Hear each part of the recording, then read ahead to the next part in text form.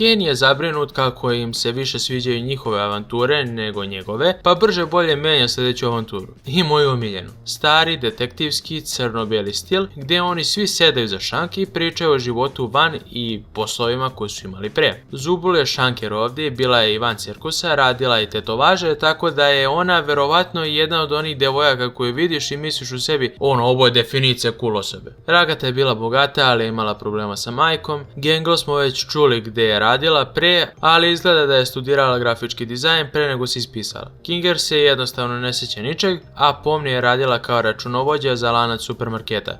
Što je zanimljivo zato što Jack spominje kako je to čudno zašto je onda ona ovdje dospela, kao da je njeno zanimanje takvo da ona ne bi trebala da dođe do ovog sveta. Mislim, ne bi trebala da ima kontakt s tim. Ali to što ona voli da istražuje napuštene zgrade je objašnjenje kako je dospela. Ponovo sekcija poruka o seriji, idem detaljni uvod. Jack se počeo da priča o sebi, ali je samo referenca na Breaking Bad, čega ima puno ove epizode. Referenci, ne Breaking Bada. Ova epizoda definitivno važi za onu koja ima najviše referenci, koje jednostavno moram preskočiti zbog formata videa, pa mislim ako ovo nije dovoljan razlog da sami pogledate čitavu seriju koja je na YouTube-u, ne znam šta će biti onda. Who's afraid of corn?